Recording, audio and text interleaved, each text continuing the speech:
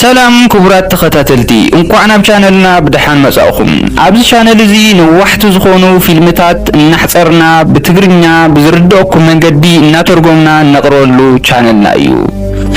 ኣብዚ ቻነል እዚ ነቕርቦም ፊልምታት ድማ ሮማንቲክ፣ ኣድቬንቸር፣ ላቭ ስቶሪ፣ አክሽን ፊልምታት ይኸውን። ቅድሚ ናብቲ ፊልምታትናን ታሪኻትናን ምእታይና ግን ሰብስክራይብ ምግባር ከይትርስዑ። ፍቅሪ ወሰን ይብሉን ዓሌት ቋንቋ ወይ ድማ ዶብ አይፈልጥን እዩ።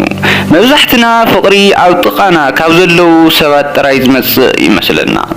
ሎሚ ግን ክልተ ካብ ተፈላለዩ ኩርናዓት ዓለም ዝመጹ መንእሰያት ጆን ካብ ዓባይ ብሪጣንያ ወይ ድማ እንግሊዝ፣ ክላራ ድማ ካብ ብራዚል ከመይሎም ብዘይተጸበየ አጋጣሚ ከም ዝተራኸቡ ክነዘንተወልኩም ኢና። እዚ ዛንታ እዚ ተራ ናይ ፍቅሪ ዛንታ አይኮነን። ናይ ጽንዓት ናይ ተጻዋርነትን ነቲ ዘጋጠሞም ናይ ርሕቀት ዓብይ ፈተና ከመይሎም ከም ዝሰዓርዎን ዘርኢ ሓቀኛ ልቢ ዘንቀጥቅጥ ዛንታ እዩ። ክሳብ መወዳእታ ድማ ምሳና ጽንሑ። እዚ ታሪኽ እዚ ብ2021 ዓመተ ምህረት ፈረንጂ ዝተፈጠረ እዩ። ዓለም ካብቲ ናይ ኮቪድ እገዳታት ክትስንስእ ከላ ጆን ብስራሕ ምኽንያት ናብ ቶኪዮ ክጓዓዝ ከሎ ክላራ ድማ ናይ ማስተርስ ትምህርቲ ዕድል ረኺባ ናብ ከተማ ቶኪዮ ትጓዓዝ ነበረት። ይኹን እምበር ዕድል ካልእ ሓሳብ ነበሮ።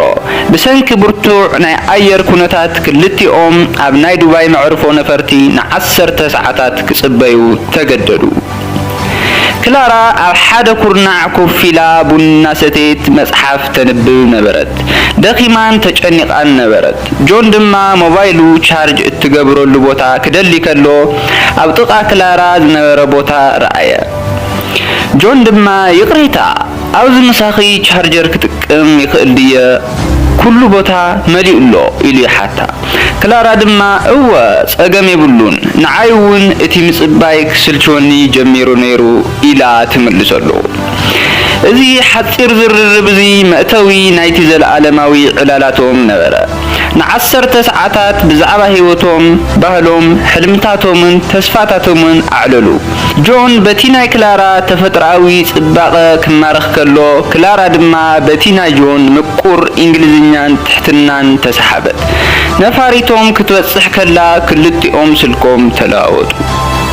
ናብ ጃፓን ድሕሪ ምእታዎም እቲ ዕርክነቶም ኣየብቅዕን። ክላራ ሓዳስ ስለ ዝነበረት ነቲ ከተማን ቋንቋን ክትለምዶ ተጸጊማ ነበረት። ጆን ግን ካብ ስርሑ ወጻኢ ዘሎ ግዚኡ ሁሉ ንዓኣ ክሕግዝ ወፈዮ። ብሓባር ኮይኖም ባህሊ ጃፓን የጽንዑ። ኣብ ሱሺ ቤት ምግቢ ድማ ብሓባር ግዜ የሕልፉ። ኣብ ትሕቲ እቶም ጽቡቓት ዕምባባታት ኮይኖም ይዘውትሩ ነበሩ።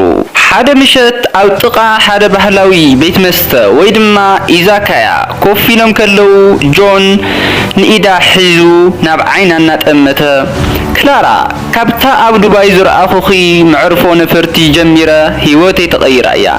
ብዘይ ብኣኺ ዘሎ ግዜ ትርጉም የብሉን ክብል ነገራ። ክላራ ድማ ብሓጎስ እናነብዐት ኣነ እውን ከምኡ እዩ ዝስምዓኒ ጆን፣ ካብ ፍርሓት ዓለም ዘውፃእኻኒ ንስኻ ኢኻ ክትብል መለሰትሉ። ኣብ ውሽጢ ሓፂር ግዜ እቲ ዕርክነት ናብ ጽኑዕን ዓሚቑን ፍቕርን ተቐየረ። ንሕድሕዶም ንምፍልላይ ድማ ዘይሕሰብ ኮነ። ነገር ግን ህይወት ኩሉ ግዜ ከምቲ ዝደለኻዮ ኣይኮነን። ናይ ጆን ናይ 2 ዓመት ናይ ስራሕ ፕሮጀክት ተወዲኡ ናብ ለንደን ክምለስ ተገደደ። ክላራ ግን ገና 2 ዓመት ናይ ትምህርቲ ተሪፍዋ ነበረ። እዚ ዜና እዚ ንክልቲኦም ዓብይ መመላእታ ዘይብሉ ጓሂ ነበረ። ኣብ መንጎ ለንደንን ቶኪዮን ዘሎ ናይ 9 ሰዓታት ፍልሊ ወይ ድማ ኣሽሓት ኪሎሜትራት ንፍቅሮም ዓብይ ፈተና ኮነ። ብዙሓት ናይ ክላራ መሓዙት ናይ ርሕቀት ፍቅሪ ወይ ድማ ሎንግ ዲስታንስ ሪሌሽንሺፕ ኣይሰርሕን እዩ ክትጣለሙ ኢኹም እናበላ የተሓሳስበኣ ነበራ። ጆን እውን ኣብ ለንደን ኮይኑ ናይ ብሕትውና ስምዒት የጋጥሞ ነበረ።